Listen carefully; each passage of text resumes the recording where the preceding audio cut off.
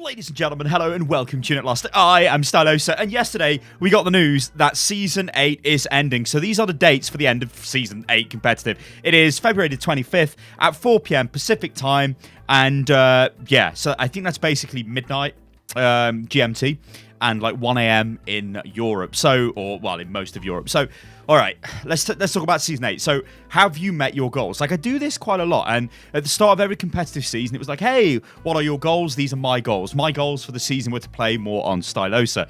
Now, while I did do that, I just didn't really have the chance to play as much Overwatch as I wanted to because of all the stuff I've been doing with Overwatch League, all the Spitfire stuff, and hell, just watching Overwatch League has severely screwed up my playtime. Now, if you guys have been watching videos on the channel recently, you'll know that I've been in a bit of a... you know, there are some issues, isn't there, with Overwatch competitive, especially the way it makes you feel like you're often sort of banging your head against the wall, or you're not really, like, you go into a game and it could be a good game because we get a good team. Now, the way, actually, let me just roll this all back, because the way I classify a good game in any game, it doesn't have to just be Overwatch, it just means the team work together. I don't necessarily care if we don't have the best tank players or the best DPS players or the best healers. All I care about is having a fun experience. Now, there was a game which happened in the Overwatch World Cup in 2017 at the BlizzCon Finals. This was America versus, or USA, versus South Korea. Now, at the time, everybody was like, wow, this is the best game of Overwatch we've ever seen. And it was. Not from a technical point of view, because there was a lot of comments. In fact, on the video that we put on the channel breaking the game down, there were a lot of comments just on that and all across the internet, on the Blizzard forums, on Reddit and places like that, and on Twitter, saying, actually, this isn't the best game. You know, what are you talking about? This wasn't the most technical game. These are not the best players. I mean, you could argue some of the Korean players were the best players, but what it showed us is that Overwatch is a highly exciting game when a team works together. It doesn't have to be like ultra high level play, because the way the game is designed, it means that you will get crazy plays off players when like mad things happen, right? That's just how it is. All of you guys out there, and this is the brilliance of Overwatch, will have a story where something awesome has happened in Overwatch, whether you've got an amazing play of the game, whether you've had a fantastic, like, super close game, maybe you just pulled out a clutch ult at the end of the game to win the map, whatever, right? Everybody who plays this game has that story. In fact, I think it would be impossible to find somebody who doesn't. So this is where you get the problem with Overwatch competitive, where you go into the game and it's like, well, you know, I really hope that we get a team this game. Oh, well, we've got 5 DPS, GG, woo!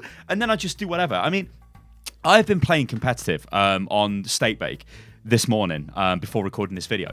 I played 5 games, and I know this is a very small like sample size. First 2 were just a complete, like, I may as well have just not even bothered playing because the team just didn't want to play together because people wanted to play other heroes, you know, and it's the same old thing, right? Too many DPS, basically.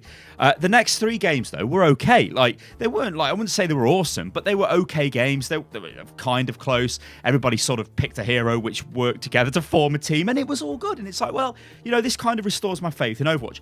Problem is, you can quite easily go on like a 10-game streak of just horrifically bad games where it's, you know, it puts you off playing. And I think the problem is that puts you off playing for a long time. And this happens to everybody, right?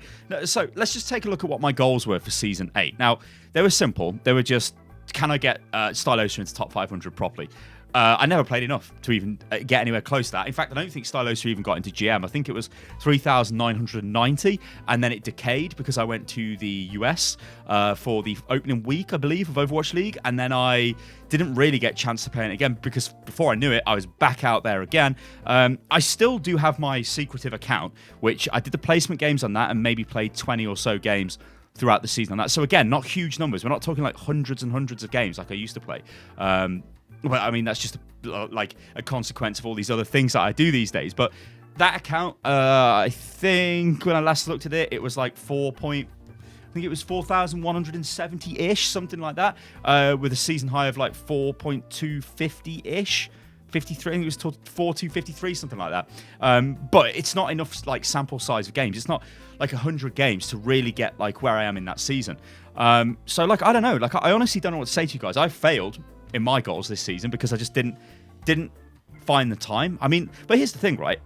Would I have found the time if I knew I was going into a game and every time I was going to be with a team where people are playing heroes in certain roles, which means that the game's going to be okay? This leads me on to the final point I want to make in this video. what's going to happen for Season 9? Will we even get any changes? Now, we know there are some stuff on the PTR. We can see the things with Sombra. I expect that probably to go live before the next season kicks off.